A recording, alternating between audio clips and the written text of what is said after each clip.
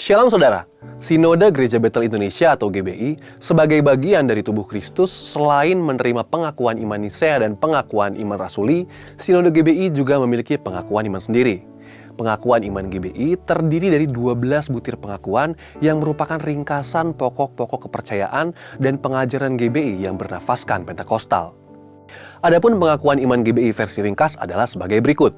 Aku percaya bahwa Alkitab adalah firman Allah. Aku percaya bahwa Allah yang esa itu Tritunggal adanya. Aku percaya bahwa Yesus yang lahir, mati, bangkit, naik ke surga adalah juru selamat, pengantara kita dan raja segala raja. Aku percaya bahwa manusia berdosa harus bertobat dan beriman agar diampuni, dibenarkan, dan dilahirkan baru, lalu dibaptis secara selam dan hidup suci. Aku percaya bahwa bahasa roh adalah tanda awal baptisan Roh Kudus. Aku percaya bahwa gereja melakukan perjamuan kudus dan meyakini kesembuhan ilahi.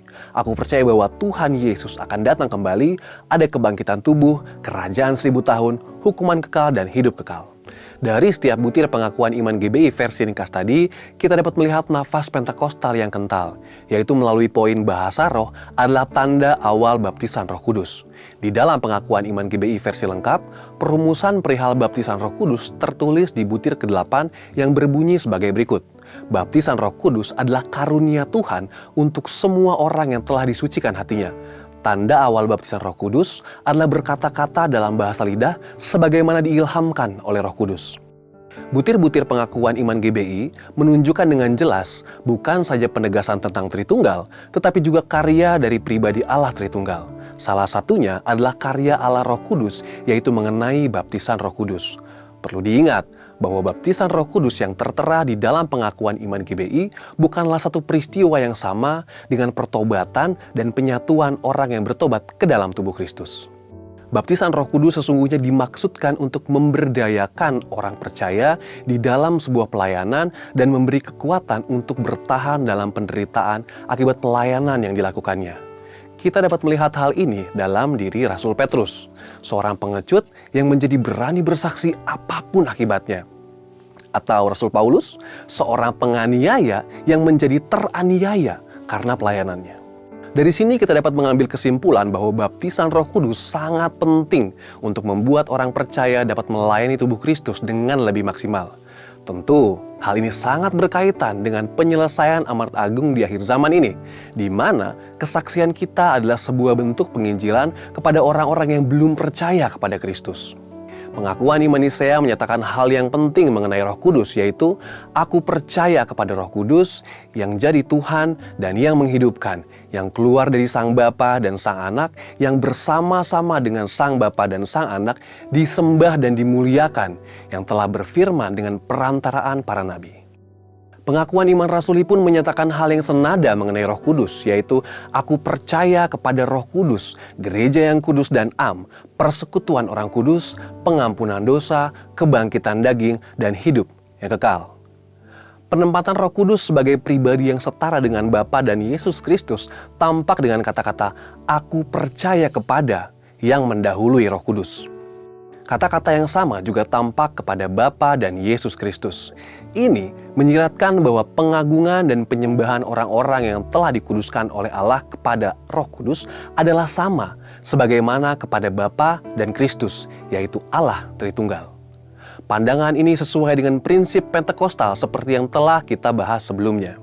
Dari penjelasan tadi, maka kita dapat menarik sebuah benang merah bahwa pengakuan iman GBI memiliki keterkaitan erat dengan pengakuan iman Nisea dan Rasuli, di mana pengakuan tentang Allah Tritunggal pun dijabarkan disertai dengan nafas Pentakostal. Jadi, sangatlah penting bagi jemaat GBI untuk memahami pengakuan iman ini, yaitu sebagai ringkasan pokok-pokok kepercayaan dan pengajaran GBI dan identitas yang unik bagi setiap insan GBI. Memahami pengakuan iman GBI bukanlah suatu usaha untuk menjadi eksklusif, namun memang ada prinsip-prinsip tertentu yang diperlukan dalam rangka pelayanan. Sehingga kebutuhan suatu sinode untuk menjadikan prinsip tersebut sebagai butir dalam pengakuan imannya adalah perkara yang mendasar. Namun yang harus diutamakan bukanlah perbedaannya, tetapi kesatuan tubuh Kristus di mana dasarnya adalah kasih. Mari kita mengingat nasihat Rasul Paulus di dalam Kolose 3 ayat 14. Di atas semuanya itu, kenakanlah kasih sebagai pengikat yang mempersatukan dan menyempurnakan. Saudara, untuk penjelasan lebih lengkap dari tim teologi kami, silakan untuk membuka link yang ada di atas atau scan QR Code yang tersedia. Tuhan Yesus memberkati.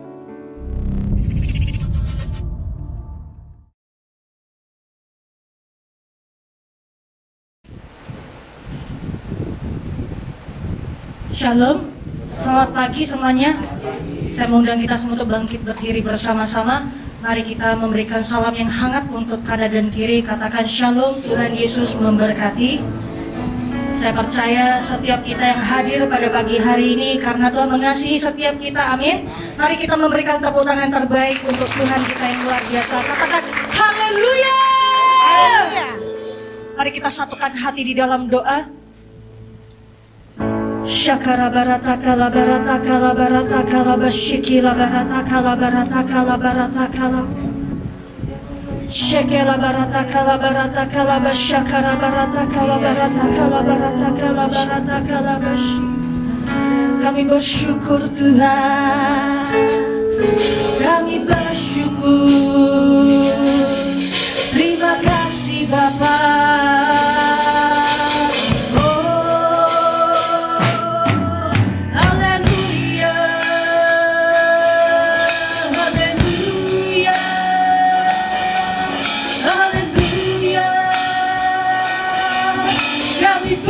Syukur Tuhan, terima kasih Bapa, terima kasih Yesus, terima kasih Roh Kudus, kami bersyukur Tuhan.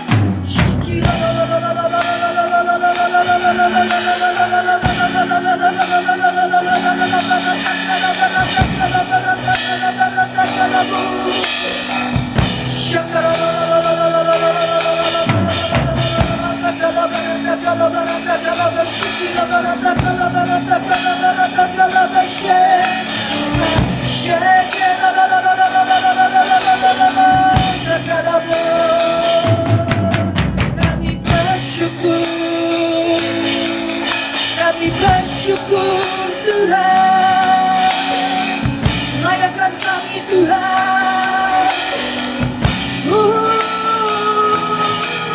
Kami bersyukur,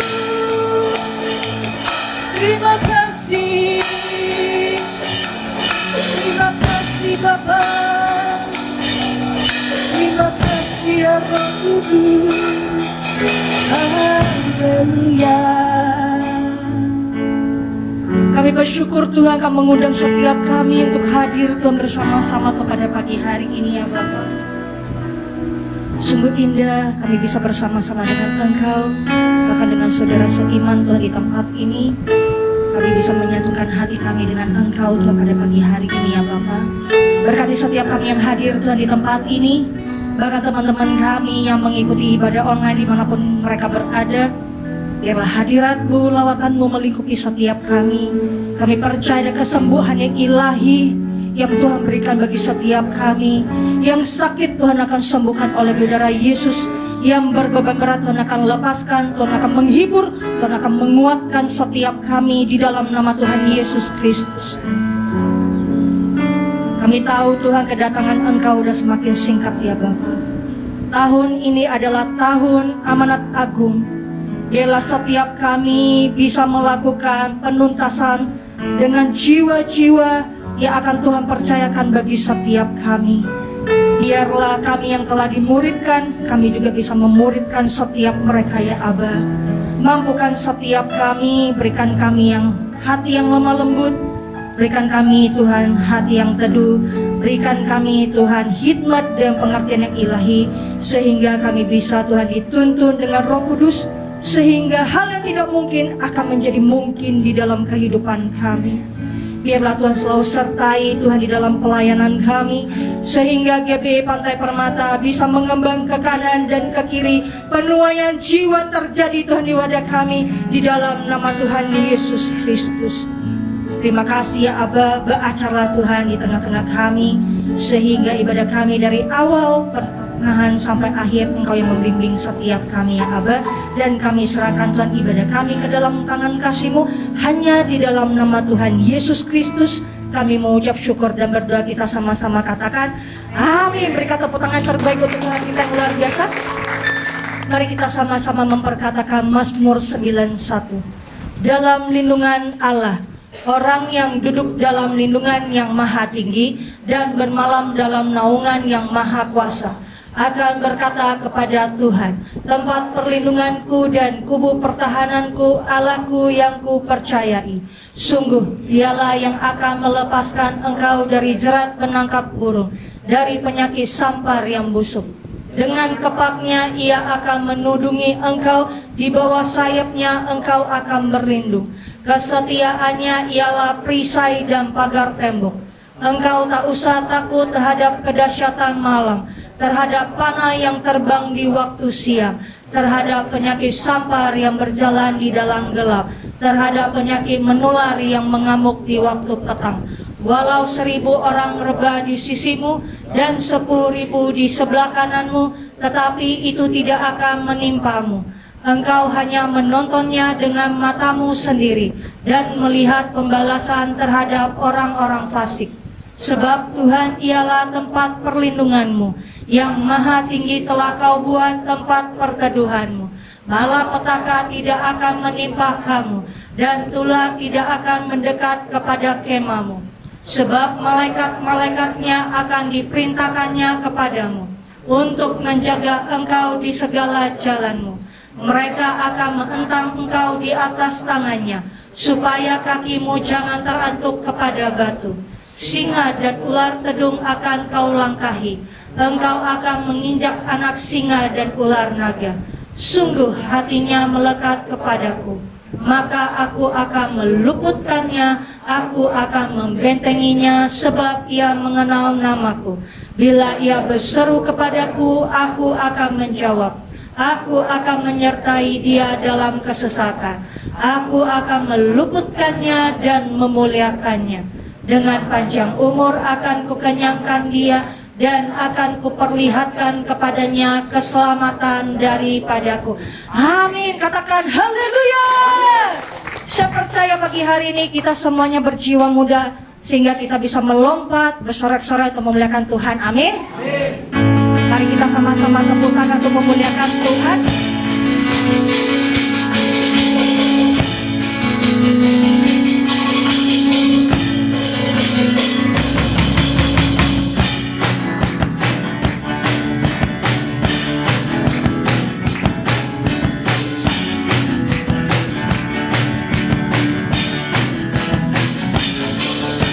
Bebas terlepas, kuasa maut telah terhempas. Nama Yesus pemenang, nama Yesus jawaban. Takkan terhenti, berlari sampai akhir. Surga tinggi namanya, surga ajaib namanya. Roh Kudus membakar setiap hati. Tuhan akan bakar setiap kita. Naikkan pujian, mujizat terjadi. Ayo semangat jiwa-jiwa kita. Dengan kuasa-Mu, nyalakan hatiku. Ku nyanyi, oh oh oh oh oh oh oh oh. Tercurah kuasa-Mu, nyalakan hatiku. Ku nyanyi, oh oh oh oh oh. Keajaiban terjadi. Haleluya.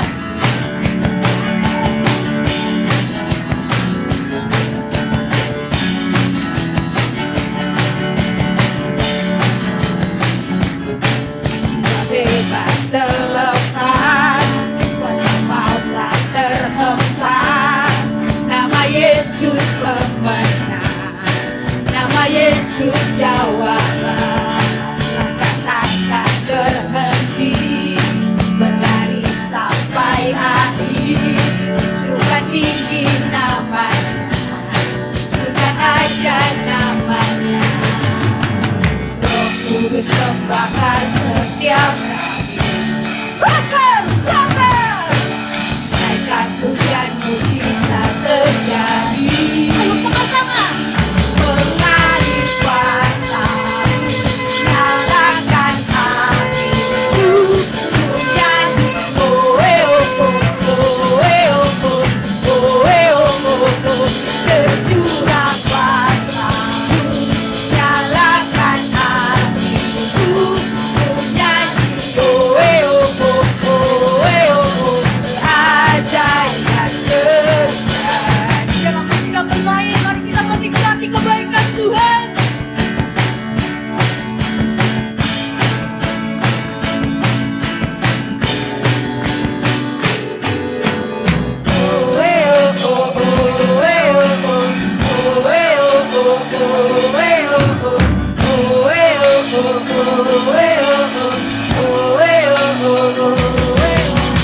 Haleluya! Tuhan membakar setiap jiwa-jiwa kita, memberikan semangat yang baru, api yang baru. Pentakosta ketiga akan terjadi di tempat ini. Amin. Haleluya!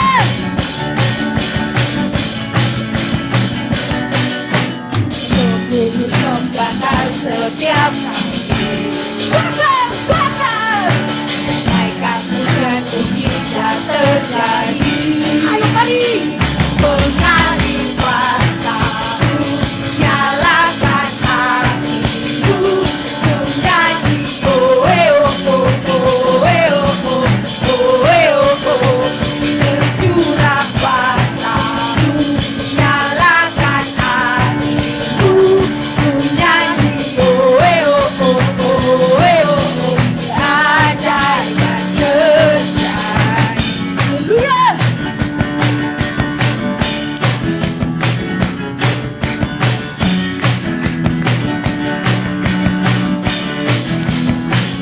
Katakan haleluya. Ada semangat yang baru? Amin. Ada berkat yang baru? Amin. Tuhan Yesus baik? Amin. Haleluya. Tuhan akan membawa setiap kita untuk mengalami kemenangan-kemenangan yang baru. Haleluya.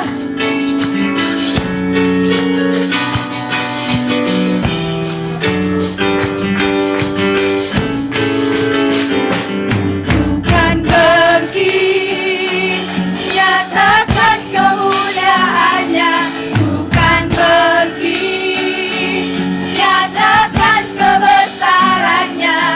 Sampai setiap lutut bertelut, semua lidah mengaku Yesus Kristus dialah Tuhan, Raja segala raja.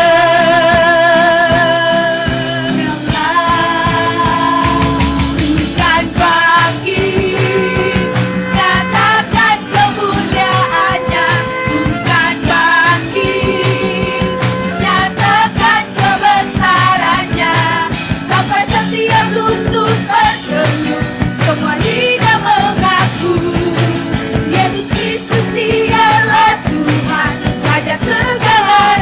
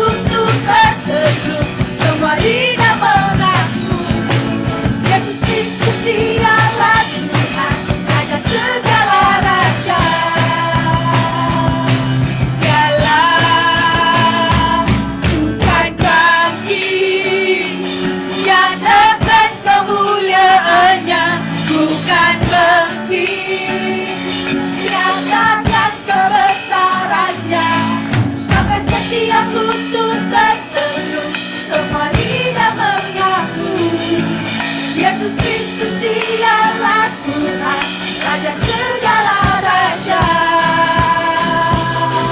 Dialah Tuhan bangkit, nyatakan kemuliaan-Nya.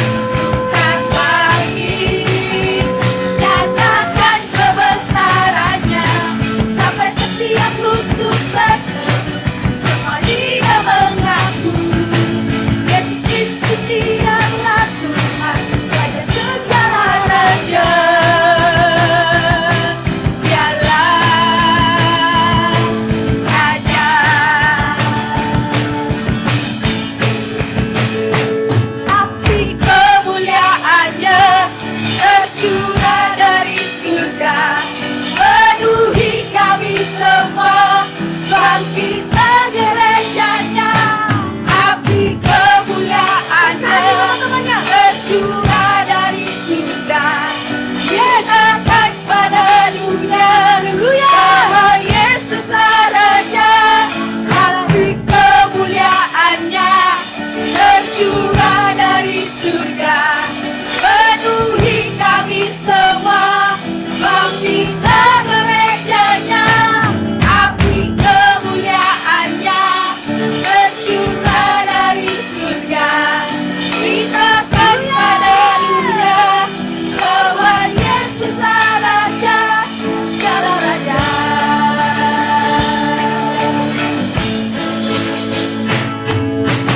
Dengarkanlah suara Nabi, memanggil semua umatnya dari seluruh penjuru bumi, datang untuk menyembah-Nya.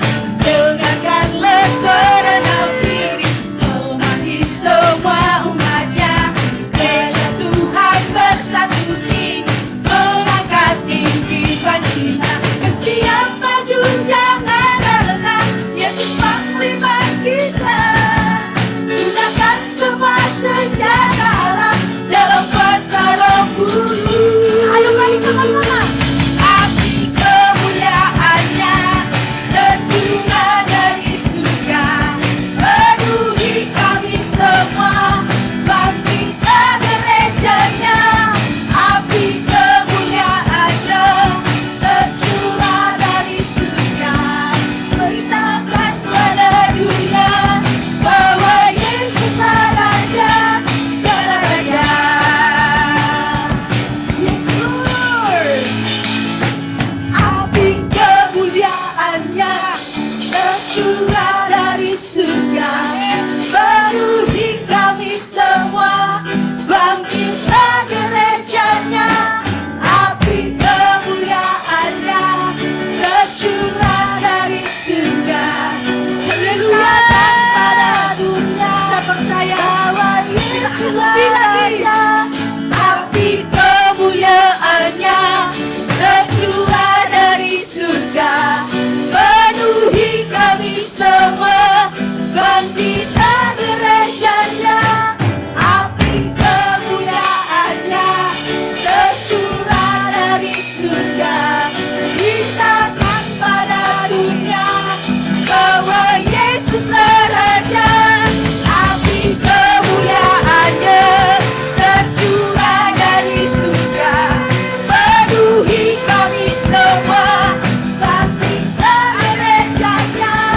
Api kemuliaan-Nya tercurah dari surga, beritakan pada dunia bahwa Yesuslah Raja segala raja.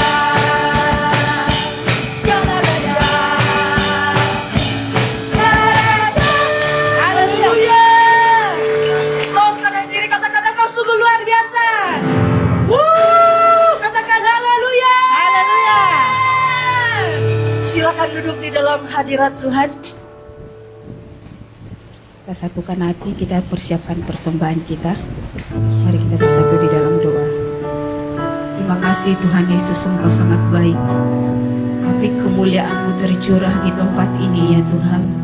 Biar setiap kami terus menuai jiwa-jiwa ya Tuhan Yesus. Karena kedatangan-Mu semakin singkat ya Tuhan Yesus. Terima kasih persiapkan setiap kami pribadi lepas pribadi, baik itu dari anak-anak kecil, remaja, dewasa, bahkan orang tua. Persiapkan setiap kami menyongsong kedatangan-Mu yang semakin dekat di dalam nama Tuhan Yesus. Terima kasih buat pagi hari ini ya Tuhan Yesus, kami bangga punya Allah seperti Engkau ya Tuhan.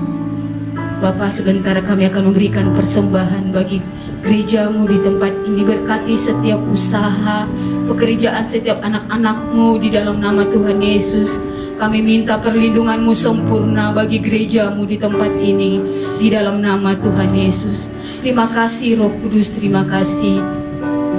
Berkati setiap persembahan anak-Mu, baik itu ucapan syukur, perpuluhan, kami berdoa biar itu memperlebar kerajaan-Mu di tempat ini di dalam nama Tuhan Yesus. Terpuji termulalah Engkau pagi hari ini.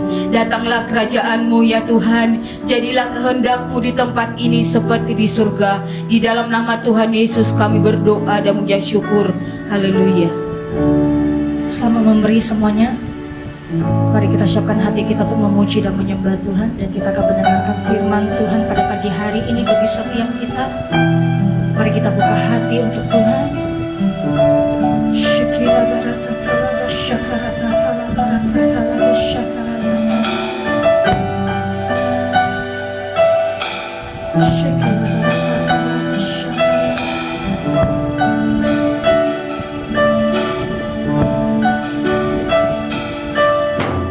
Jiwaku bertanya, apakah masih ada harapan melewati tangisan, rasa sesat di dada? Imanku berkata, Tuhanku yang pegang kuasa, Dia selalu bekerja meski mataku tak melihat. Walaupun gunung itu tak berpindah, tetap percaya Kau yang punya kuasa. Sekalipun ku dalam lembah gelap,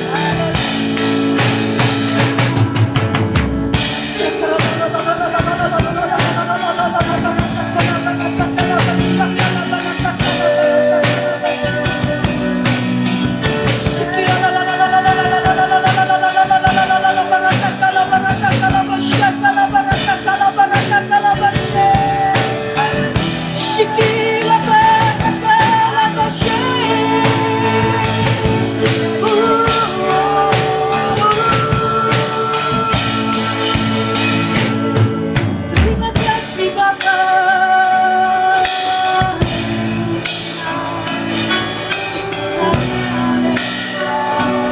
Mungkin di dalam hidup kami Tuhan, banyak gunung Tuhan yang menghalangi kami Tuhan. Ada gunung ketakutan Tuhan. Ada yang sakit hati ya Tuhan. Ada yang kecewa Tuhan Yesus. Ada yang hancur Tuhan hatinya. Bilang Tuhan pindahkan itu semuanya ya Aba. Dan Tuhan gantikan dengan damai sejahtera. Tuhan gantikan kekuatan yang baru. Tuhan gantikan keberanian yang baru. Tuhan gantikan pengharapan yang baru bagi setiap kami. Yes Lord Jesus. Ya Tuhan. Bila saudara berkata kata sebab Tuhan, apa yang selama ini menghalangi saudara untuk berjumpa dengan Tuhan? Ada dosa, pelanggaran. Minta tolong sama Tuhan. Minta ampun saat ini sama Tuhan. Biarlah Tuhan pindahkan gunung yang tidak baik itu di dalam hidup kami.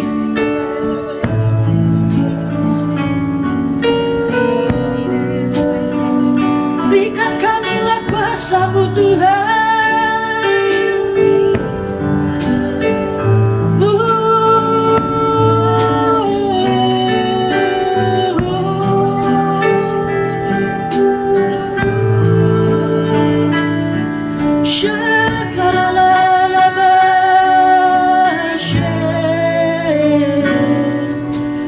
Terima kasih Bapa.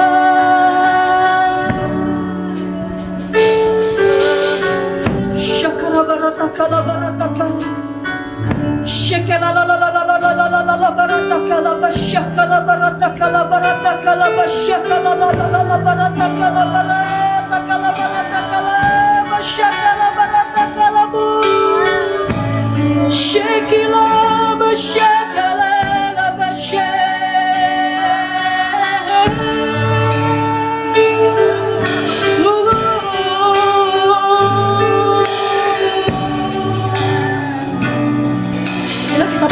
Untuk Roh Kudus, biar Roh Kudus berkarya di tengah-tengah setiap kita.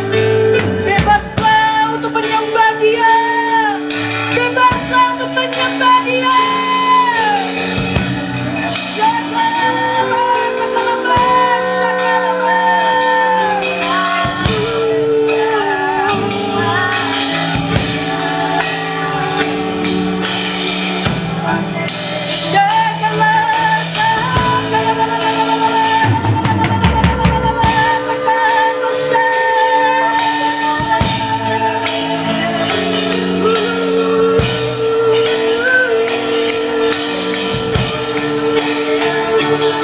Malaikatmu Tuhan menari bersama dengan kami Tuhan, untuk memuliakan nama-Mu Tuhan.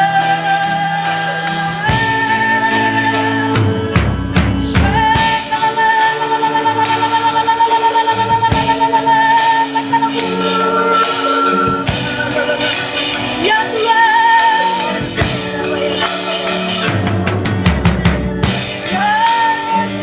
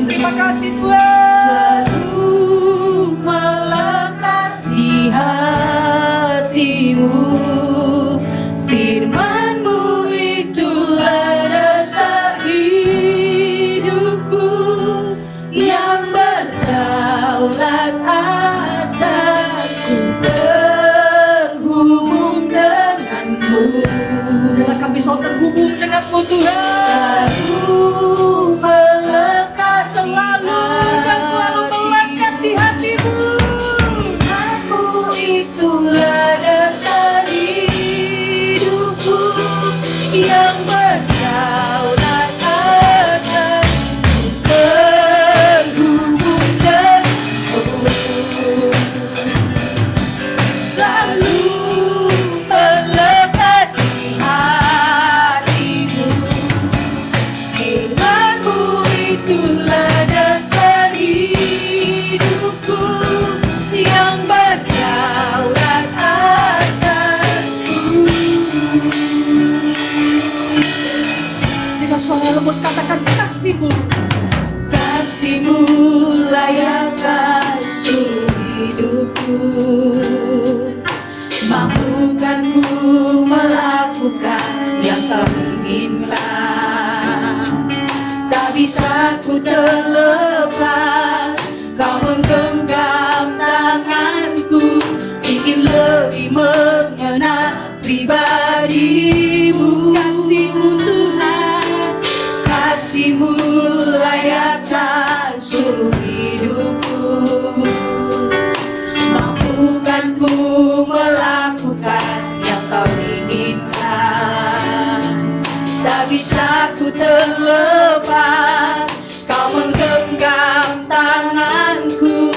Ingin lebih mengenal pribadi-Mu. Terhubung denganmu, Ya Tuhan. selalu melekat di hatimu.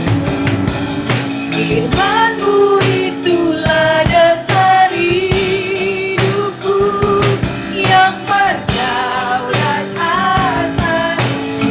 Terhubung denganmu, selalu melekat di hatimu. Firman-Mu itulah dasar hidupku yang berdaulat atasku.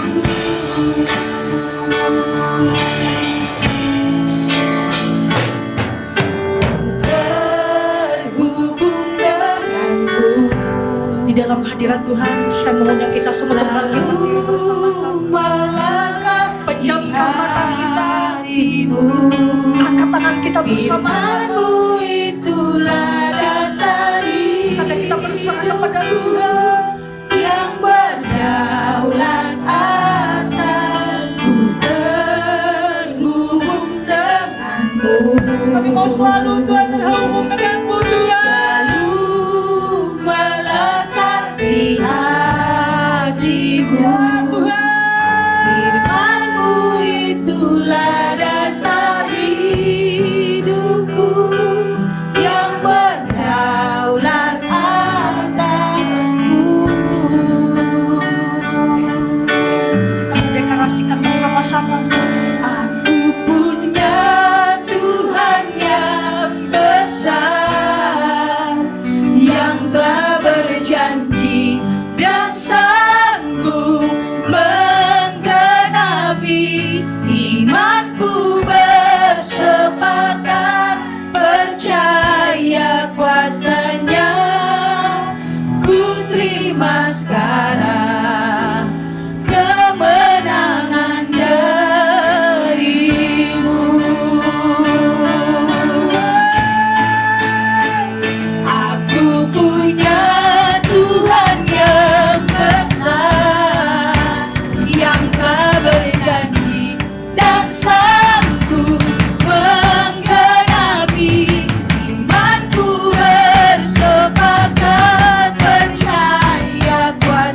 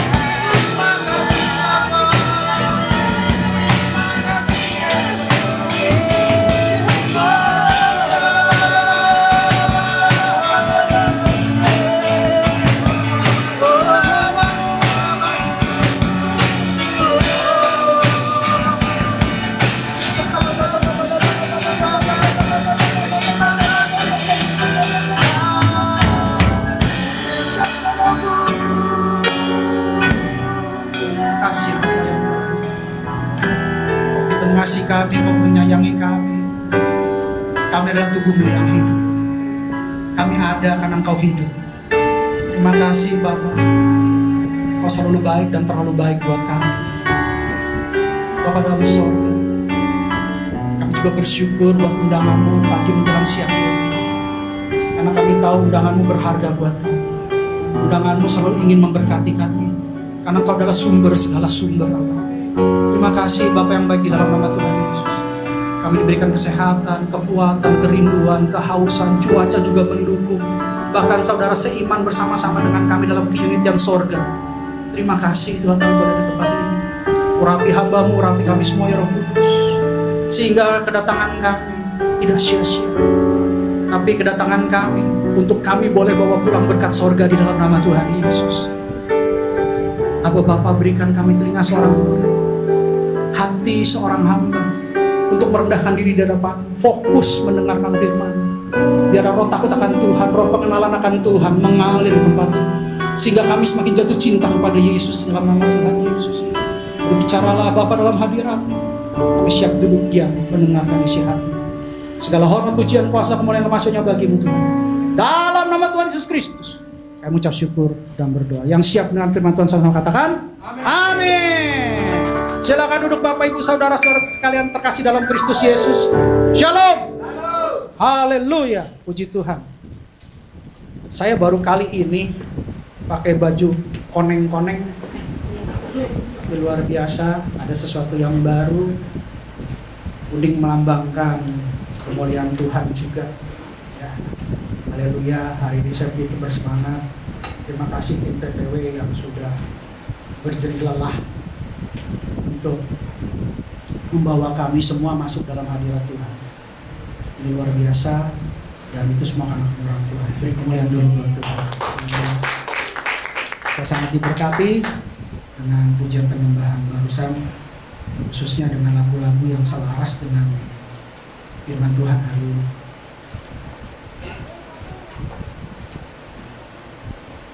Saya tadi semangat sebenarnya, tapi begitu dengan pujian penyembahan jadi melo sekarang. Tapi saya percaya bahwa hari ini kita akan dapat berkat sesuatu yang hidup buat kita. Sebenarnya saya mau bawakan khotbah tentang 5 gadis bijak, 5 gadis bodoh. Tapi ternyata waktu saya berdoa sama Tuhan, saya minta konfirmasi Roh Kudus bahwa saya kepada nats yang lain, kepada tema khotbah yang lain. Dan waktu saya belajar tentang firman Tuhan ini, saya diberkati. Dan saya percaya kita semua akan diberkati. Amin. Judulnya adalah Kemenangan dari Batu Iman. Suatu yang unik ya judulnya ya. Karena saya percaya bahwa selaras dengan apa yang Roh Kudus sampaikan buat gereja ini, yaitu bahwa ada berkat sorga yang akan diberikan di tempat ini, dan juga tahun amanat Allah. Jadi ini semua selaras. Dan kemarin kita berbicara tentang berkat dalam peperangan, bahwa sekarang Tuhan lanjutkan dengan kemenangan dari Batu Iman. Dan kita akan belajar dari kisah yang mungkin kita pernah dengar di sekolah minggu, tetapi saya percaya bahwa apa yang Tuhan sampaikan hari ini itu buat kita semua. Jadi kita pasti diberkati. Katakan yes. Puji Tuhan. Saya akan cerita sebentar. 1 Samuel 16 itu bercerita tentang Daud waktu diurapi oleh hakim terakhir, yaitu Samuel. Waktu itu Samuel mengurapi Saul, tetapi Saul pada tugasnya akhirnya tidak melaksanakan tugas dengan baik. Tapi lagi-lagi Samuel diutus. Jadi Samuel ini mengurapi 2 raja di Samaria terakhir, untuk mengurapi Daud yang masih muda. Itu di 1 Samuel 16. Menarik memang bahwa pada saat bangsa Israel dipimpin oleh Tuhan dengan sistem teokrasi, akhirnya bangsa Israel memilih untuk dipimpin oleh manusia, seorang raja, menjadi otokrasi, dari teokrasi menjadi otokrasi. Dan pada saat itu Samuel sebenarnya marah sebagai hakim terakhir. Tapi Allah berfirman, jangan marah. Biarkan mereka, ya apa yang mereka mau kita berikan. Itu Tuhan kita. Tuhan kita nggak pernah memaksa. Sekalipun dia pencemburu. Tuhan kita baik. Dan Tuhan berikan kemauan bangsa Israel, diurapilah sama. Kisah Saul gagal dalam kekuatannya sebagai manusia, pada perawakannya tinggi, ganteng, gagah. Tapi ternyata bisa mengalami kegagalan. Dan akhirnya Tuhan menetapkan Daud. Daud ini masih muda. Dan waktu diurapi dia tidak langsung jadi raja. Dia mengalami proses demi proses untuk pada waktunya dia akan memikul kemuliaan Tuhan yang luar biasa. Dia menjadi raja dan di tangan dia seluruh bangsa Israel itu damai. Itu damai. Dan Tuhan mempersiapkan Daud sejak masih muda. Nah, ini luar biasa untuk kita bahas. Tetapi di 1 Samuel 17, begitu dia diurapi, begitu dia dipilih, dia langsung masuk peperangan. Coba kita buka 1 Samuel 17 ayat 40. 1 Samuel 17 ayat 40. Kita akan baca 2 ayat pertama, ayat 40 dan 41. Demikianlah firman Tuhan. 1 Samuel 17 ayat 40. Lalu Daud mengambil tongkatnya di tangannya, dipilihnya dari dasar sungai 5 batu yang licin, dan ditaruhnya dalam kantung gembala yang dibawanya, yakni tempat batu-batu, sedang umbannya dipegangnya di tangannya. Demikianlah ia mendekati orang Filistin itu. Ayat 41. Orang Filistin itu kian dekat menghampiri Daud, dan di depannya orang yang membawa perisainya. Singkat cerita, Daud ketika diurapi, Daud dibawa langsung kepada musim baru. Katakan musim baru. Dia seorang gembala, dia hanya melawan singa dan beruang. Dia mengalami pembelaan Tuhan dalam hal kecil. Kambing dombanya sedikit. Tapi dia mengalami pembelaan Tuhan melalui peperangan beruang dan singa. Senjatanya apa? Senjatanya cuma umbat dan kecapi. Kenapa? Dalam pengembalannya dia suka memuji menyembah. Tapi ketika selesai dia diurapi, dia dipilih Tuhan, apa yang terjadi? Seorang pemuji penyembah, seorang gembala kecil, gembala muda yang hanya punya domba, kambing yang kecil, diubahkan sama Tuhan menjadi prajurit perang. Ada hal yang terjadi ketika orang-orang pilihan Tuhan, diurapi Tuhan, dipilih Tuhan, akan mengalami transformasi. Katakan transformasi. Banyak dari kita bahwa sebelum kita diurapi, sebelum kita dipilih, mungkin hal yang kita kerjakan berbeda dengan setelah kita diurapi. Orang-orang pilihan Tuhan, orang-orang yang diurapi Tuhan, dia akan mengalami musim baru. Dia akan mengalami transformasi. Menarik memang bahwa orang-orang pilihan Tuhan harus berperang. Mau tidak mau, suka tidak suka, pasti mengalami peperangan. Oh bisa Pak? Lah iyalah, masa iya dong? Karena kita orang pilihan Tuhan. Lawan Tuhan, musuhnya Tuhan, itu namanya simbolis. Otomatis ketika kita dipilih dan diurapi, diperlengkapi oleh Tuhan, pasti musuhnya Tuhan, yang tidak mungkin bisa melawan Tuhan, itu juga akan memusuhi kita. Apalagi dunia dikuasai oleh musuh. Kita masih ada di dunia. Suka tidak suka kita pasti mengalami peperangan. Kenapa? Musuh tidak suka kita diberkati. Musuh tidak suka kita diurapi. Musuh tidak suka kita memberitakan Injil. Musuh tidak suka kita menjadi saksi. Musuh mau kita mati selama-lamanya. orang pilihan Tuhan itu pasti mengalami peperangan. Dan ketika kita masuk dalam peperangan, perhatikan, orang pilihan Tuhan akan mengalami transformasi. Mereka akan berubah dari satu musim yang lama masuk ke musim yang baru. Itu indikator orang yang diurapi Tuhan. Jadi, kalau kita masuk dalam peperangan dan kita masuk dalam musim baru, itu berarti kita dipilih Tuhan, katakan amin. Dan kalau kita dipilih Tuhan, kita pasti diurapi, katakan yes. Gak mungkin Tuhan ngutus kita tanpa diperlengkapi. Tuhan kita tuh Tuhan yang baik. Ketika kita mengalami transformasi musim yang baru, Tuhan pasti perlengkapi. Kemarin kan kita bicara tentang berkat dalam peperangan.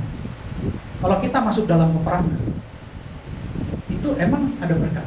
Emangnya ada berkat? Iya. Orang yang diurapi Tuhan akan diberkati Tuhan, katakan yes. Melalui apa? Peperangan. Kalau Anda tidak bisa menang dalam peperangan, kita nggak akan bisa naik kelas. Yakobus 1 ayat 12. Tolong 4 sedikit. Ini soalnya perjanjian lama, saya akan selaraskan dengan perjanjian baru. Yakobus 1 ayat 12. Yakobus 1 ayat 12. Demikianlah firman Tuhan. Berbahagialah orang yang bertahan dalam pencobaan. Sebab apabila ia sudah tahan uji, ia akan menerima mahkota kehidupan yang dijanjikan Allah kepada barang siapa yang mengasihi dia. Yang amin cuma satu orang, berarti diberkati satu orang. Berbahagialah orang yang bertahan dalam pencobaan. Sebab apabila ia sudah tahan uji, ia akan menerima mahkota kehidupan yang dijanjikan Allah kepada barang siapa yang mengasihi dia. Amin. Nah, begitu dong orang-orang yang pilihan Tuhan. Orang-orang diurapi Tuhan harus begitu. Perhatikan di sini kata-kata berbahagia. Kalau kita perang, kita harus bahagia. Kenapa? Karena ketika kita perang, kita nggak sendirian. Ketika kita perang, ada berkat dalam peperangan. Tapi harus menang perang. Jangan kalah lagi, jatuh lagi. Nggak akan bisa dapat promosi Tuhan. Perhatikan di sini. Bertahan dalam pencobaan. Saya mau tanya, pencobaan dari siapa? Dari simbolis. Pencobaan dari Tuhan bukan? Bukan. Perhatikan lagi. Setelah pencobaan, kalimat selanjutnya, sebab apabila ia sudah tahan uji. Ada metamorfosis perkataan di sini dari pencobaan kepada ujian. Pencobaan dari iblis. Tapi ketika kita melakukan firman, menghidupi firman, maka pencobaan itu berubah menjadi ujian. Orang yang lulus ujian, dia akan naik kelas. Tidak ada orang naik kelas mengatakan, Mama, saya lulus dari pencobaan. Tapi dia akan berkata, Mama, Papa, saya lulus dari ujian. Ketika kita masuk dalam peperangan, dan kita bersama Tuhan dengan melakukan firman Tuhan, maka pencobaan yang dari si musuh akan diubahkan Tuhan menjadi ujian, supaya kita naik kelas. Kutuk jadi berkat, kekalahan jadi kemenangan, kegagalan jadi keberhasilan. Tapi kalau kita terus-menerus melakukan dosa, kalah lagi, gagal lagi, itu akan namanya remedial. Tahu remedial? Diulang lagi. Gak jalan-jalan, yang lain promosinya kenceng, yang ini stuck di sini. Gini ya. Sama-sama naik becak, tapi 5 tahun kemudian yang naik becak naik Alphard. Temennya yang naik becak upgrade dikit lah, naik motor udah 2. Kalah cepet. Kenapa? Karena nggak merespon dalam firman Tuhan, nggak mengubah pencobaan menjadi ujian. Mindsetnya bilang, iblis jahat, Tuhan nggak dengarkan saya, Tuhan nggak jaga saya. Ini salah. Seharusnya kita tetap melimpah dengan ucapan syukur, karena apapun yang Tuhan izinkan. Tadi apa lagunya? Walaupun gunung tidak berpindah, masalah tetap ada. Tapi kita percaya Tuhan kita Tuhan yang setia. Kelihatannya dengan mata kita, dengan logika yang terbatas kita, gunung itu tidak berpindah, masalah itu tetap ada. Tapi ketahuilah, rencana Tuhan pasti indah. Dia akan ubah pencobaan jadi ujian supaya kita naik kelas. Orang yang diurapi Tuhan, mau tidak mau, suka tidak suka, harus masuk dalam peperangan. Supaya apa? Diberkati. Bangsa Israel terus diserang, apa yang terjadi? Bukan semakin kalah, semakin luas wilayahnya. Ini luar biasa. Jadi bilang kiri kanan, jangan takut berperang. Jangan takut berperang. Ini yang pertama. Lanjut kita balik ke 1 Samuel 17 ayat 42 sampai 44. Ya. Yang pertama kita belajar dari hari ini. 1 Samuel 17 ayat 42 sampai 44. Demikianlah firman Tuhan. Ketika orang Filistin itu menunjukkan pandangannya ke arah Daud, serta melihat dia, dihinanya Daud itu karena ia masih muda, kemerah-merahan dan elok parasnya. Ayat 43. Orang Filistin itu berkata kepada Daud, anjingkah aku, maka engkau mendatangi aku dengan tongkat. Lalu demi para allahnya, orang Filistin itu mengutuki Daud. Lanjut, ayat 44. Ulah orang Filistin itu berkata kepada Daud, hadapilah aku, maka aku akan memberikan dagingmu kepada burung-burung di udara dan kepada binatang-binatang di padang. Menarik bahwa ketika kita menghadapi musuh dalam peperangan, yang utama dilakukan oleh musuh itu bukan peperangan fisik, tetapi peperangan moral. Kita dicemooh, kita diintimidasi, kita didakwa, kita dihina, kita direndahkan. Pada saat mental kita jatuh, moral kita jatuh, disitulah kita dihajar musuh. Tapi ketika kita percaya bahwa kita berharga di hadapan Tuhan, apa yang dituduhkan kepada kita, kita patahkan dalam nama Tuhan Yesus. Ingat, cara musuh bekerja kayak begini. Diintimidasi, didakwa, kamu kan gak berharga, kamu mah rendah. Kalau terjebak, dia akan berusaha memulihkan jati dirinya, karena gambar dirinya akan dirusak.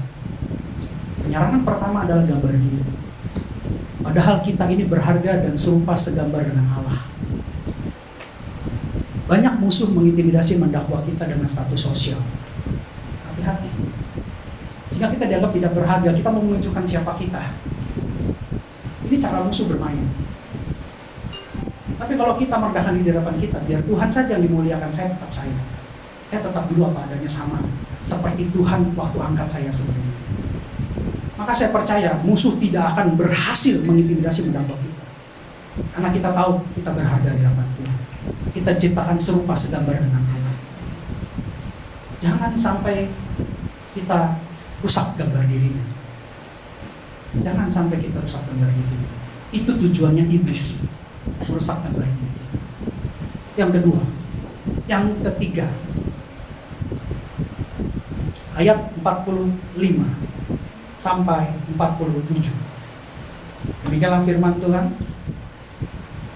Tetapi Daud berkata kepada orang Filistin itu, engkau mendatangi aku dengan pedang dan tombak dan lembing, tetapi aku mendatangi engkau dengan nama Tuhan semesta alam, Allah segala barisan Israel yang kau tantang itu. Hari ini juga, ayat 46, hari ini juga Tuhan akan menyerahkan engkau ke dalam tanganku, dan aku akan mengalahkan engkau dan memenggal kepalamu dari tubuhmu. Hari ini juga aku akan memberikan mayatmu dan mayat tentara orang Filistin kepada burung-burung di udara dan kepada binatang-binatang liar, supaya seluruh bumi tahu bahwa Israel mempunyai Allah. Ayat 47. Dan supaya segenap jemaah ini tahu bahwa Tuhan menyelamatkan bukan dengan pedang dan bukan dengan lembing, sebab di tangan Tuhanlah pertempuran, dan Ia pun menyerahkan kamu ke dalam tangan kami. 3 ayat sebelumnya yang tadi kita baca, Daud datang menghadapi Goliat dengan tongkat gembala. Goliat datang dengan pedang, di depannya ada yang bawa perisai. Jadi kalau kita lihat gambar-gambar di dunia maya, waktu Goliat datang, Goliat bawa pedang, terus di depannya ada orang kecil, karena Goliat tingginya hampir 3 meter. Dia bawa perisai, dia jagain Goliat perisai, jadi di depannya. Tapi Daud datang dengan tongkat, makanya dia katakan, anjingkah aku, kan begitu.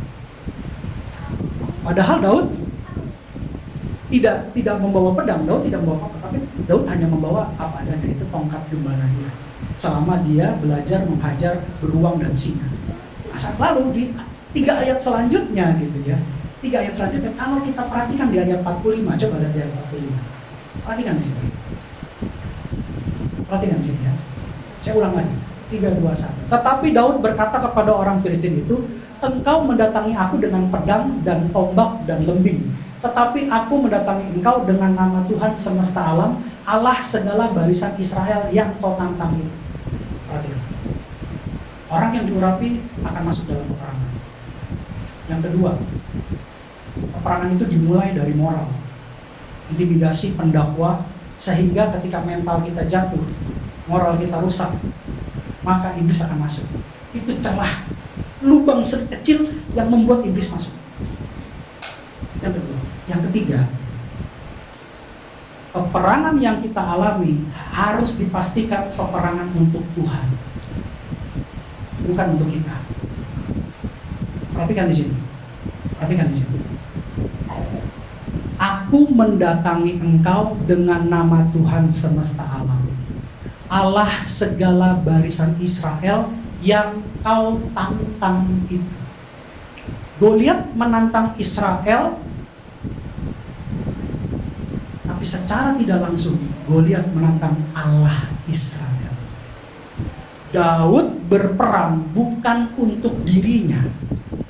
Daud berperang untuk Allah yang ditantang oleh Filistin. Kalau kita masuk dalam peperangan, tapi untuk keinginan kita, keinginan daging kita, untuk kerajaan kita sendiri, bukan kerajaan Allah, itu berarti peperangan kita, bukan peperangan Tuhan. Tapi kalau kita berperang untuk kemuliaan Tuhan, untuk menyatakan Tuhan yang besar, maka itulah peperangan Tuhan. Harus membedakan kita masuk dalam peperangan pribadi atau peperangan yang Tuhan inginkan. Daud dibela Tuhan walaupun dengan tongkat dan umban, menghadapi musuh yang tinggi besar, sekitar 3 meter, 2,9 meter tepatnya, dengan senjata lengkap, tapi Daud menang. Kenapa? Karena peperangannya peperangan Tuhan. Jangan sampai kita membawa nama Tuhan, kita berperang, tapi sebenarnya untuk kepentingan daging kita. Tuhan gak akan bela. Tuhan gak akan bela. Tapi kalau kita berperang untuk kemuliaan Tuhan, Tuhan akan bela. Jadi jelas peperangan yang Daud lakukan itu adalah peperangan yang Tuhan inginkan dan Tuhan izinkan. Saya nggak tahu kita menghadapi peperangan seperti apa, tapi Tuhan kita menyelidiki hati. Apakah kita ingin menyombongkan diri dengan peperangan yang kita hadapi, ataukah kita ingin memuliakan Tuhan? Kalau kita berperang seperti Daud, bahwa dia berkata, dia datang ke sana berperang karena Goliat menantang barisan Allah segala barisan Israel yang ada di situ. Ini jelas perkataannya. Allah segala barisan Israel yang kau tantang. Dia ingin menyatakan bahwa Allah bangsa Israel itu hidup. Allah bangsa Israel itu besar. Dia tidak punya kapasitas untuk jadi prajurit menantang Goliat. Kerjaannya cuma jaga kambing domba. Kerjaannya cuma ngelawan beruang dan singa. Ada transformasi yang Tuhan izinkan. Seorang pemuji penyembah, seorang gembala tiba-tiba jadi prajurit. Ada musim yang baru, ada berkat yang baru. Karena sejak pertempuran pertama yang Daud lakukan, dia jadi terkenal. Ini pertempuran pertamanya Daud, orang urapan Tuhan. Tapi pertempuran pertamanya dia lakukan buat Allah. Dia tidak lakukan buat pribadi. Dia ingin menyatakan bahwa Allah Israel adalah Allah yang besar, Allah yang hidup. Dan itu dari hati dia. Tuhan memiliki hati. Jadi ingat, ketika kita masuk dalam peperangan, jangan sampai kita mengutamakan kedagingan kita, tapi membungkus dengan manis sebuah kado pita yang cantik, lalu tertulis nama Yesus. Seakan-akan hal-hal itu kita bungkus dengan sesuatu yang rohani. Jangan. Ya. Kemarin saya bilang sama istri saya, iblis itu belajar Alkitab. Saya bilang sama istri saya bilang juga sama mahasiswa-mahasiswa yang saya ajar. Iblis itu belajar Alkitab. Makanya dia mencobai kita dengan firman Tuhan. Tapi jangan diputar-putar firman Tuhan. Yesus aja diuji dengan firman Tuhan sama si musuh dalam kelemahannya sebagai manusia. Waktu itu dia menjadi daging dalam tubuh manusia. Iblis tidak bisa menyerang Yesus ketika dimuliakan, karena dia sudah kembali dalam keilahiannya. Tapi ketika di dalam kedagingan, makanya roh penurut daging lemah, dalam kedagingan dia diuji sama iblis. Saat itu dia lagi lapar lagi, 40 hari puasa. Ya, jadi ini penting. Ini penting. Jangan sampai kita mengalami peperangan, tapi peperangannya untuk diri kita. Percayalah, ketika kita berperang untuk Tuhan, Tuhan akan nyatakan kemuliaannya lebih lagi. Katakan amin. Ya. Nggak mungkin Tuhan akan berdiam diri. Ketika kita muliakan Tuhan, Tuhan akan bawa kita kepada kemuliaan yang lebih lagi. Itu penting. Karena Tuhan kita bukan manusia. Tuhan tidak pernah berhutang, malah kita masih berhutang sampai hari ini. Tuhan kita dahsyat. Katakan, Tuhan kita dahsyat. Itu yang ketiga.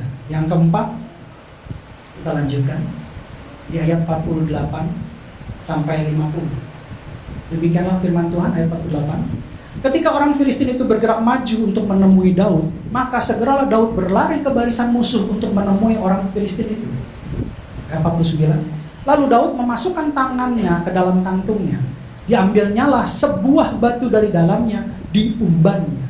Maka kenalah dahi orang Filistin itu, sehingga batu itu terbenam ke dalam dahinya. Dan terjerumuslah ia dengan mukanya ke tanah. Lanjut. Ayat 50. Demikianlah Daud mengalahkan orang Filistin itu dengan umban dan batu. Ia mengalahkan orang Filistin itu dengan membunuhnya tanpa pedang di tangan. 3 ayat ini menggambarkan bahwa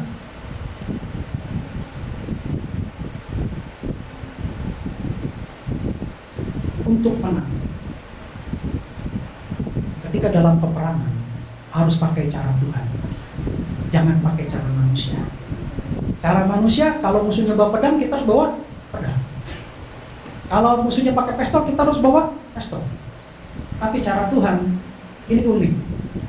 Musuhnya bawa pedang, musuhnya canggih, tapi Daud malah datang bawa umban dan batu. Dan perhatikan, Daud kecil ini tidak takut sama musuh. Dia malah waktu peperangan dimulai, dia malah lari ke barisan musuh, lalu dia putar hajar balik. Itu luar biasa. Itu luar biasa. Itu strategi hikmat yang luar biasa. Kenapa? Peperangan ini sudah dinyatakan oleh pihak musuh, oleh pihak Filistin, bahwa 1 lawan 1. Yang kalah jadi hamba selama-lamanya, yang menang memiliki semuanya. Ini peperangan yang unik. Bukan peperangan ribuan prajurit melawan ribuan prajurit, tapi 1 lawan 1. Sehingga komitmen pada saat itu, sekalipun Daud masuk dalam barisan musuh, dia tidak akan dikeroyok. Karena peperangannya sudah disepakati 1 lawan 1. Dia punya hikmat. Dia lari ke musuhnya, lalu dia lempar dengan umban. Dia lempar, saya tidak tahu arahnya bagaimana. Dalam keramaian itu, bisa kebayang, kalau misalnya ada orang massa, lalu saya masuk ke dalam, lalu saya pakai umban, saya kira orang-orang itu akan minggir gitu. Tapi tentunya tidak semudah itu menganalisa bagaimana supaya kena dahinya musuh. Tapi karena pertolongan Tuhan, ketika dia lempar umbannya itu, batunya kena dahinya dan Goliat jatuh, tapi belum mati, jatuh, tertanam di dahinya, tepat sasaran, bukan di jantungnya, bukan di lengannya, tapi tepat di dahinya.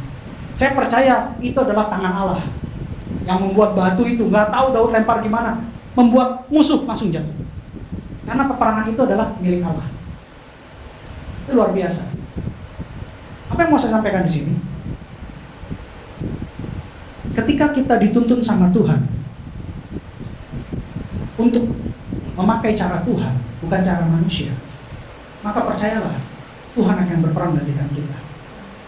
Jangan ikut-ikut cara manusia, karena sebelumnya Daud sudah dikasih baju jirah, dikasih ketopong, dikasih pedang lagi.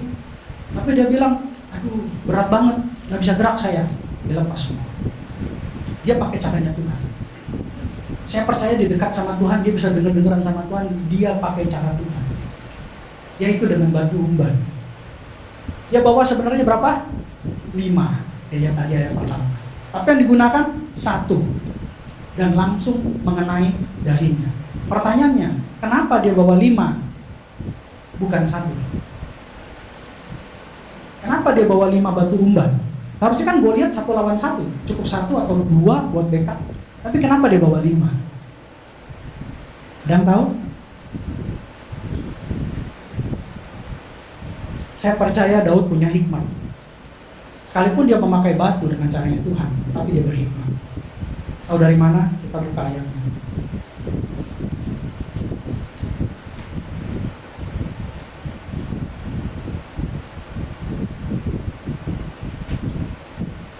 Kita buka 2 Samuel 21 ayat 22. 2 Samuel 21 ayat 22. Demikianlah firman Tuhan, keempat orang ini termasuk keturunan raksasa di Gad. Mereka tewas oleh tangan Daud dan oleh tangan orang-orangnya. Raksasanya ada berapa?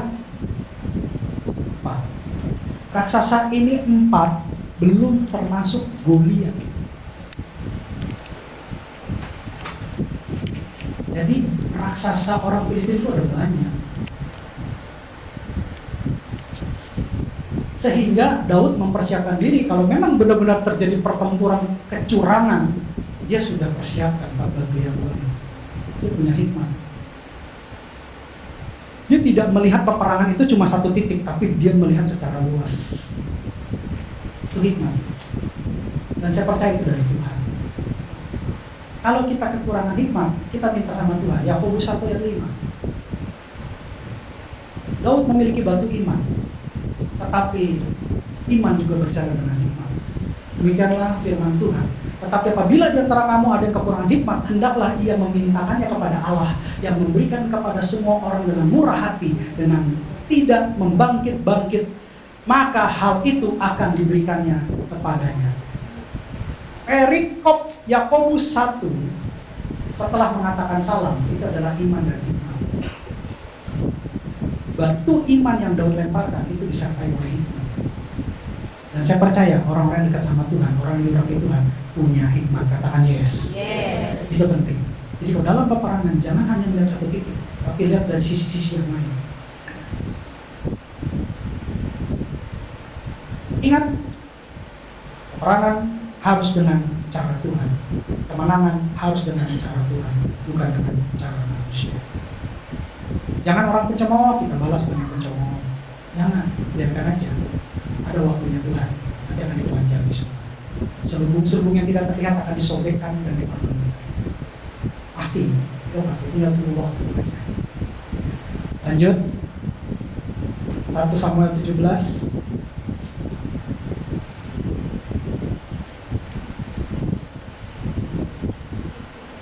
Ayat 51. Wah, ini kemenangan luar biasa ya. Demikian firman Tuhan, Daud berlari mendapatkan orang Filistin itu lalu berdiri di sebelahnya. Diambilnyalah pedangnya, dihunusnya dari sarungnya, lalu menghabisi dia. Dipancungnyalah kepalanya dengan pedang itu. Ketika orang-orang Filistin melihat bahwa pahlawan mereka telah mati, maka larilah. Untuk jadi pemenang, jangan bernegosiasi dengan musuh. Untuk jadi pemenang, jangan melegalkan ketidakbenaran untuk sebuah kebenaran. Untuk jadi pemenang, katakan ya jika ya, katakan tidak jika tidak. Daud sudah berkata kepada musuhnya, aku akan memenggal kepalamu. Apa yang dia lakukan? Sekalipun dia tidak punya pedang, dia cuma punya tongkat, tapi dia penggal kepala musuhnya dengan pedang musuhnya. Hal ini yang dilakukan sama ketika Yesus mengalahkan maut.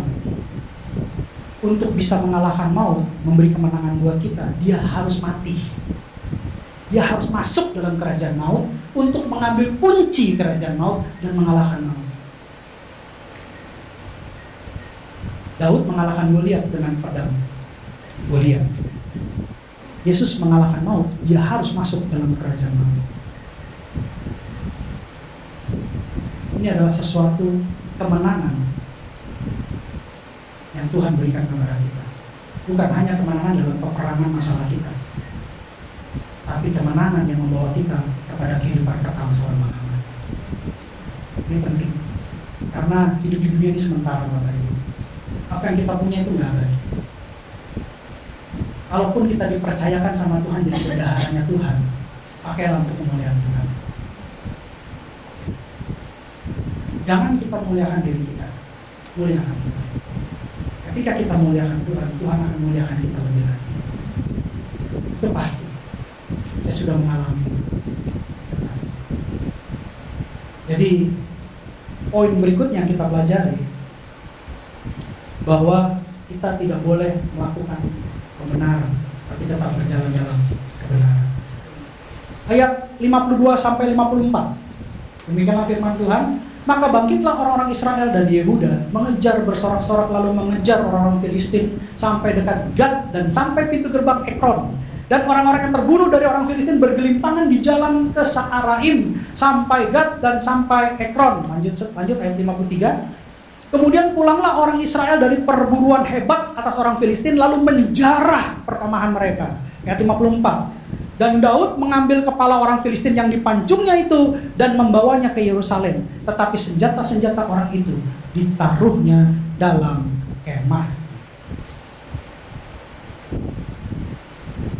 Poin yang kita bisa pelajari, kalau peperang dari Tuhan, maka akan ada kemenangan demi kemenangan. Itu akan berdampak positif bagi umatnya Tuhan. Berdampak negatif bagi musuh, tapi berdampak positif bagi umatnya Tuhan.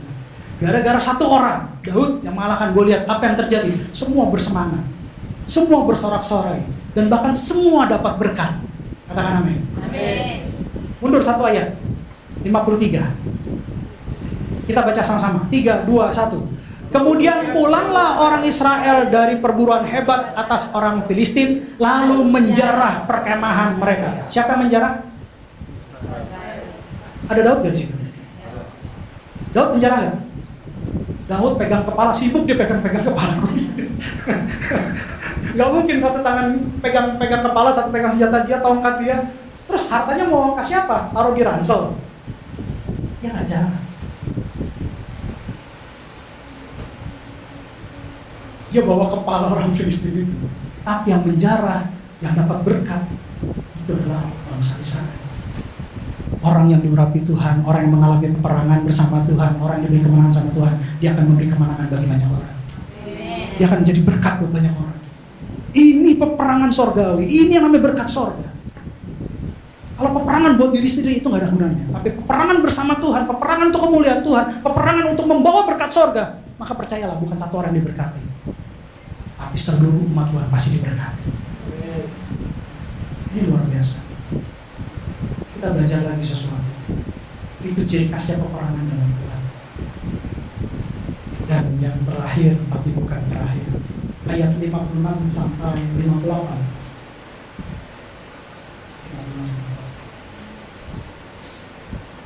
Demikian firman Tuhan. Kemudian raja berkata, tanyakanlah anak siapakah orang muda itu. Karena heboh. Gue lihat yang tinggi dikalahin sama anak muda. Heboh itu. Lalu ayat 57, ketika Daud kembali sesudah mengalahkan orang Filistin itu, maka Abner memanggilnya dan membawanya menghadap Saul. Sedang kepala orang Filistin itu masih ada di tangannya. Lihat kan? Daud sibuk. Daud sibuk tuh bawa kepala musuhnya. Ya, dia nggak tertarik dengan harta. Tapi dia tahu bahwa itu kemenangan dari Tuhan. Dia bangga mengalahkan musuhnya Allah. Karena orang Goliat itu menantang Allah yang hidup. Jadi itu yang jadi target dia, bukan harta, bukan apa. Dia cuma targetnya ini loh, musuhnya Allah loh, saya udah kalahkan ini. Palanya saya penggal. Motivasi hatinya, fokusnya itu beda. Fokusnya membela Tuhan, fokusnya memuliakan Tuhan. Fokusnya menyatakan Allah saya, Allah yang hidup, Allah yang besar, Allah yang ajaib. Fokusnya di situ dia. Dia bawa tuh kepala musuhnya. Dan bahkan di ayat 58 kata Saul kepadanya, anak siapakah engkau ya orang muda? Perhatikan. Jawab Daud, anak hamba Tuhan Isai orang Bethlehem. Orang yang dipromosikan Tuhan, dia gak akan jadi sombong. Perhatikan di sini, kerendahan hati Daud. Dia bilang, anak hamba Tuhan itu pada raja. Raja kamu punya hamba, namanya Isai. Ini saya anak hambamu, anak hamba Tuhanku, anak hamba Raja Saul. Dia gak sombong. Dia gak bilang gini, oh saya, dia ada saya, kalau enggak bahasa Israel mana saya. Enggak, dia gak begitu. Dia tetap merendahkan diri kepada Raja. Saya ini anak hamba Tuhan. Kerendahan hatinya itu luar biasa. Makanya dia terus dipromosikan Tuhan sampai ada jadi raja. Dia jadi pemimpin bangsa Israel dan ada damai sejahtera pada saat dia memimpin. Kenapa? Kerendahan hati. Apa yang kita pelajari? Ketika kita peroleh kemenangan dari peperangan dan bela Tuhan, jangan pernah meninggikan diri. Jangan pernah menyatakan diri bahwa saya hebat. Tetap rendah hati. Kita tetap yang dulu. Saya ajarin di sini. Kita tetap yang dulu, karena saya sudah mengalami. Sekalipun kita diangkat naik, udah kita tetap yang dulu lah. Biasa pakai celana pendek, ya udah kita pakai celana pendek. Bolong-bolong, ya udah pakai bolong-bolong aja. Emang duit bersuara? Duit gak bersuara. Hidup di dunia butuh uang, ya. Tapi jangan sampai kita lepas kendali. Karena semua yang Tuhan berikan itu buat kemuliaannya. Kalau kita menggunakan untuk kemuliaan, saya percaya kita akan dipromosikan Tuhan. Gak usah kita promosi diri sendiri, Tuhan akan promosikan kita. Itu lebih dahsyat dan lebih hebat. Ada orang yang bisa menurunkan kalau Tuhan yang promosi. Saya tutup dengan satu ayat dan nanti kita aplikasikan dalam pengajian. 1 Korintus 1 ayat 26 sampai 29. 1 Korintus 1 ayat 26 sampai 29. Tuhan mau kita bercermin hari ini dengan kisah Daud dan Goliat supaya kita mengalami peperangan dan mengalami kemenangan. Demikianlah firman Tuhan. Ayat 26, ingat saja saudara-saudara bagaimana keadaan kamu ketika kamu dipanggil. Menurut ukuran manusia, tidak banyak orang yang bijak, tidak banyak orang yang berpengaruh, tidak banyak orang yang terpandang. Kita ini semua dulu orangnya orang hina. Baik secara moral, secara mental, mungkin secara keuangan. Saya itu lahir dari keluarga yang miskin. Orang tua saya tidak punya uang untuk sekolahan saya. Sehingga saya zaman itu kalau orang nggak berpendidikan nggak bisa. Di mindset saya tuh bukan berpikir gini loh. Kalau zaman sekarang generasinya beda. Generasi sekarang bilang gini, nggak usah sekolah tinggi-tinggi kalau mau sukses. Kita bisa sukses kok. Kalau orang dulu beda, sekolah tinggi-tinggi untuk mendapat kesuksesan. Kalau pikiran orang dulu. Ya. Karena generasi sudah beralih, zaman sudah beralih.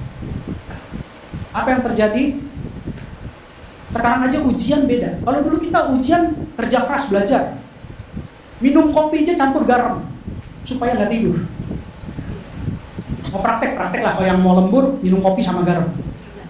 Saya ingat tuh, saya waktu ujian waktu di Universitas Jakarta ya, sekarang Poltek Jakarta. Terus saya ingat saya sampai minum air kopi garam belajar semalam-malam dan gitu. Takut gak lulus dan saya pengen dapat yang terbaik. Tapi anak sekarang beda. Pak, gak usah sekolah tinggi-tinggi, tinggal buka handphone, tanya ChatGPT.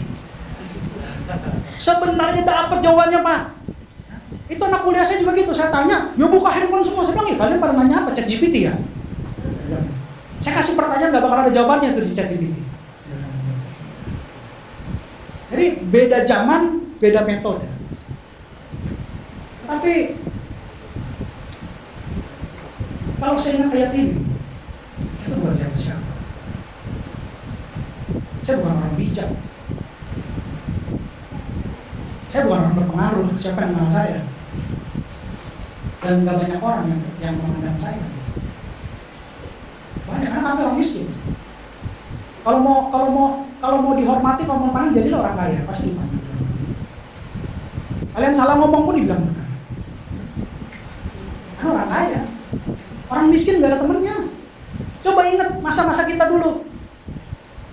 Ada nggak yang temenin kita? Kalau ada yang temenin kita dalam keadaan kita susah, itulah sahabat sejati. Kalau udah kaya, jangan tanya, semua orang pada datang. Semut, laba-laba, lebah, laba-laba, Spiderman dong, semut ya, lebah datang tuh semua. Kenapa? Wah, ini Tuhan ingatkan sama kita. Saya percaya kita semua dipromosikan Tuhan. Ya, amin sedikit lagi. Heran Tuhan, imannya pada kemana? Semua orang dipromosikan Tuhan, katakan amin. Beri kemuliaan buat Tuhan. Aduh, tegang banget ini. Ya, kita punya Tuhan yang baik, kita punya Tuhan yang hidup, kita punya Tuhan yang dahsyat. Tuhan akan mengubahkan kita ketika kita diperbarui, kita masuk musim yang baru, berkatnya baru. Manusia lama kita sudah ditanggalkan, ganti manusia baru dengan cara baru, dengan musim baru, dengan berkat baru. Karena berkat surga dijanjikan di tempat ini. Untuk menjadi apa? Untuk menjadi alat menuntaskan amanat agung. Kita nggak bisa jadi saksi kalau hidup kita kalah terus. Kita nggak bisa jadi saksi kalau kita tidak berkemenangan. Kita nggak bisa jadi saksi kalau kita terus-menerus negatif. Tapi kalau kita jadi positif, kita menang bersama Tuhan, Tuhan yang promosikan kita, kita dibawa naik. Orang yang melihat dengan mata, manusia yang melihat dengan mata akan mengakui bahwa kita punya Allah yang hidup. Itu kita menjadi saksi menuntaskan amanat agung di tahun amanat agung. Caranya melalui berkat surga yang hidup. Kemenangan demi kemenangan, peperangan orang yang diurapi, Tuhan berperang gantikan kita. Ini loh Tuhan mau sampaikan ini hari ini. Jangan takut ada peperangan di depan, karena itu harus tergenapi. Tapi yang pasti Tuhan kita Tuhan yang setia, Dia Bapa yang baik dan sahabat yang dekat. Amin. Itu yang terpenting. Lalu lanjut ayat 27. Tuhan bilang begini, tetapi apa yang bodoh bagi dunia dipilih Allah. Katakan, dipilih Allah. Dipilih Allah. Untuk memalukan orang-orang yang berhikmat. Dan apa yang lemah bagi dunia dipilih Allah. Katakan lagi, dipilih Allah. Dipilih Allah. Untuk memalukan apa yang kuat. Katakan sama-sama saya orang terpilih. Saya orang terpilih.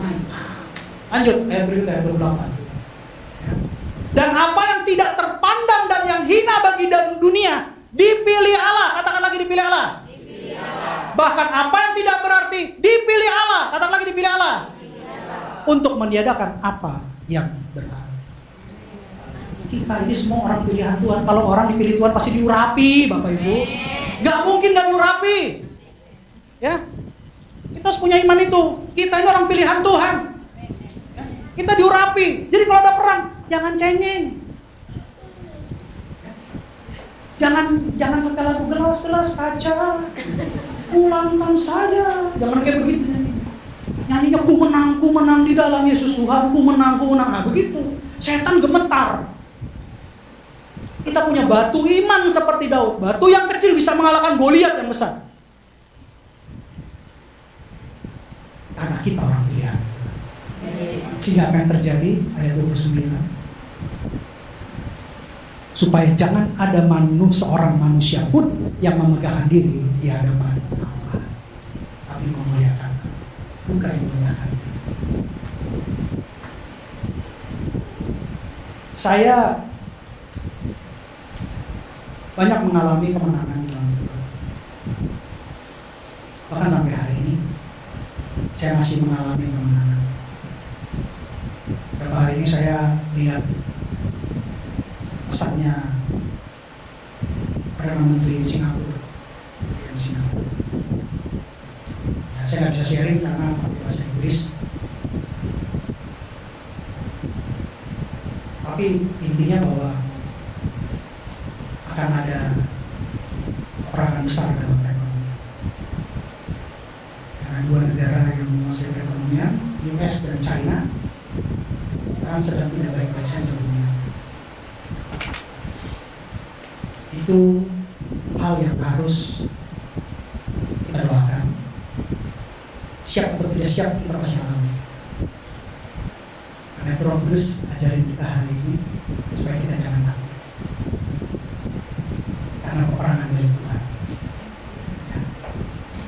Tuhan akan membawa kita kepada kemenangan demi kemenangan. Ya, untuk memberkati umatnya. Sehingga ada perbedaan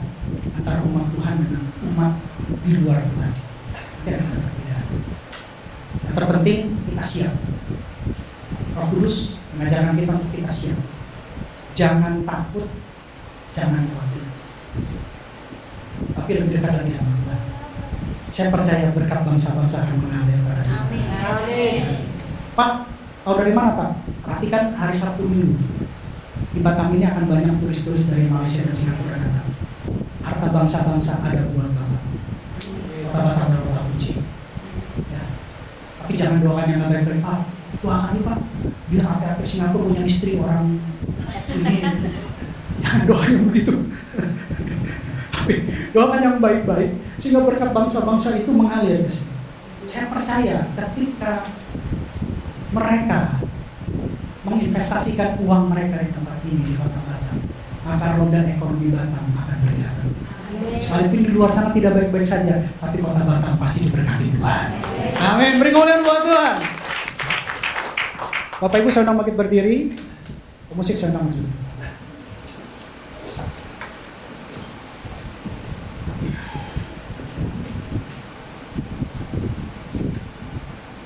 Bukan satu kebetulan kita ada di kota Batam. Saya masih ingat ketika saya datang ke kota Batam untuk kerusuhan. Kerusuhan di Jakarta yang begitu besar, sehingga akhirnya saya pindah dari Batam dan Jakarta ke Batam. Waktu saya berpisah sama mama saya nangis. Saya bilang gini, "Ma, mungkin Jakarta bukan tempat yang cocok." Ya, kami pergi. Saya nggak tahu mesti gimana, tapi pada saat itu Tuhan buka jalan. Itu saya masih kerja di IGM. Sekarang sudah nggak ada pesan IGM, usia IGM, itu pesan Amerika. IGM direkturnya begitu baik sama saya. Waktu saya pindah ke Jakarta ke Batam, direkturnya bilang gini sama saya, "Win, kamu jangan datang ke Batam tanpa ada persiapan." Kita tahu bahwa kondisinya pada saat itu tidak baik-baik saja, dan saya kebetulan satu-satunya orang Chinese di lapangan. Jadi direkturnya sayang banget sama saya, karena dia kebetulan dibesarkan oleh keluarga Chinese juga. Dia yatim, dibesarkan oleh keluarga Chinese. Jadi akhirnya dia bilang, buka cabang di Batam. Buka cabang di Batam, nanti Batam akan disupport dananya dari pusat. Saya berangkat sendirian, bawa alat-alat, dan saya mulai buka cabang IGM di sini. Waspada pada pelayanan. Lalu hari demi hari, bulan demi bulan, rupanya beberapa teman IGM yang senior yang sudah tidak di IGM ada di Singapura. Lalu dia bilang, "Bro, mau kerja di Singapura?" Saya bilang, "Saya mau." Lalu akhirnya dia bilang, "Oke, saya coba kontak agent, karena kita nggak bisa langsung direct kerja ke company-nya, harus lewat agent." Akhirnya agentnya itu orang Medan, Chinese Medan, dan bisa bahasa Indonesia. Dia bisa 4 bahasa, Hokkien, Mandarin, Inggris, Indonesia. Dia hubungi saya, dia bilang, "Kita ketemuan di Harbourfront World Trade Center." Mana itu ya? World Trade Center ya, di ya. World Trade Center. Kalau Harbourfront itu di sana ya. Jadi, ya pelabuhan Harbourfront itu nanti saya World Trade Center. Katanya bawa apa? Bawa pensil sama bolpen, sama paspor. Terus saya bilang, "Ijazah? Nggak perlu bawa ijazah. Bawa bolpen, bawa pensil, sama bawa paspor." Saya bingung, ini apaan ini? Kalau kita biasa interview di Indonesia pasti bawa ijazah. Tapi ini enggak, cuma bawa paspor, bawa bolpen, bawa pensil. Terus saya berangkat, saya dites di Maybank. Tidak lulus Bapak Ibu. Tidak lulus. Tapi pada saat itu juga di mobil saya diajak ngobrol sama dia. Dia rupanya gali keahlian saya. Dan waktu saya cerita tentang keahlian saya, dia langsung bilang, oh, coba kita tes lagi ya. Saya coba kontak HRD di Unilever. Jadi ternyata HRD-nya langsung oke. Bisa langsung instan interview di Unilever Asia Pasifik. Saya pergi ke sana, saya tes dengan HRD. Lalu HRD-nya oper saya ke seorang ahli teknik.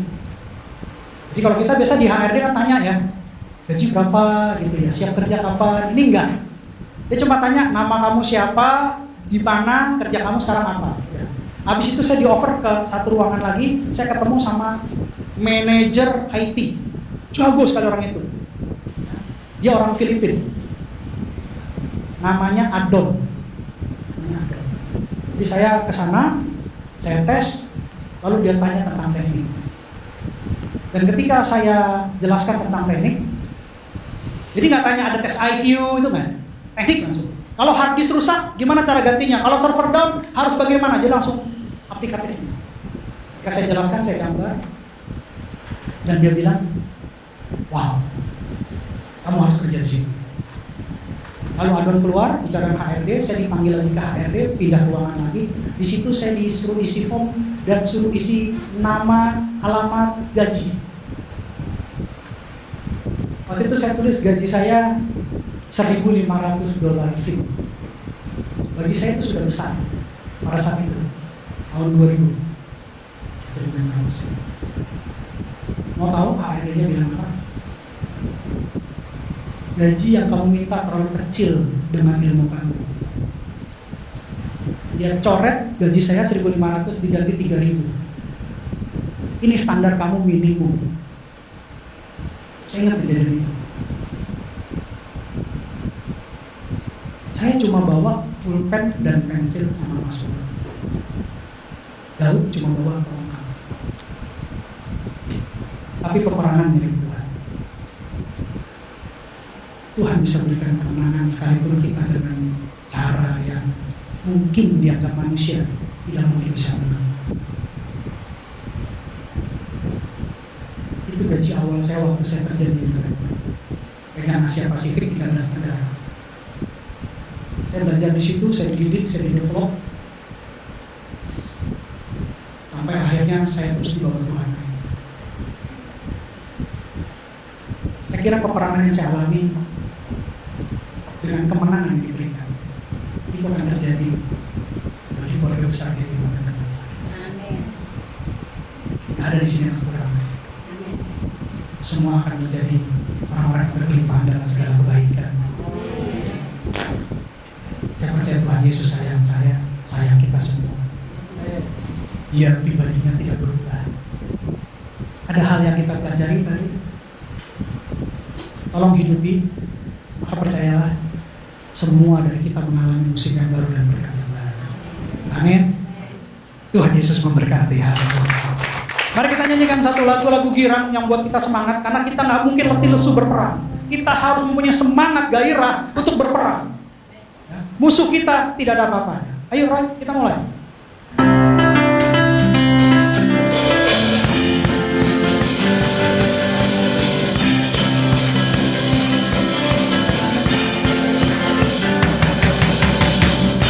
Sorak-sorak, muliakan namanya, Dia berperang ganti kita.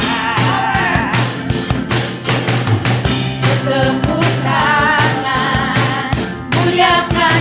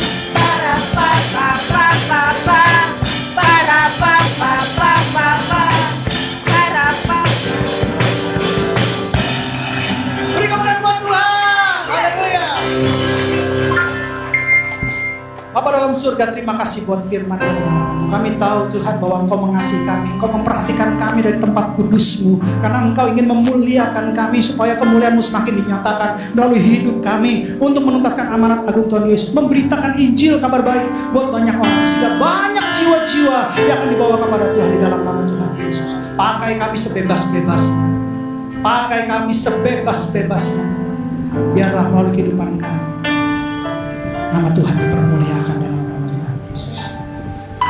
Berkati Tuhan, berkati jemaat dan pekerja-Mu yang hadir.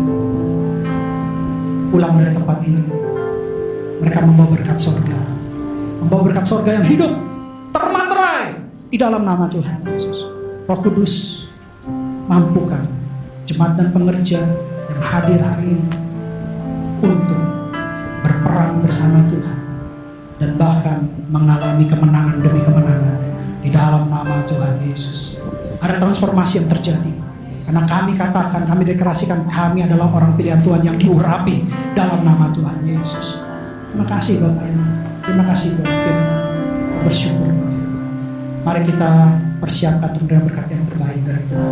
Kita buka kedua tangan kita dan pintu hati kita dalam Tuhan. Kekasih Kristus, sama seperti Engkau membuka kedua tanganmu dan pintu hatimu di hadapan Tuhan, pintu surga terbuka di hadapan.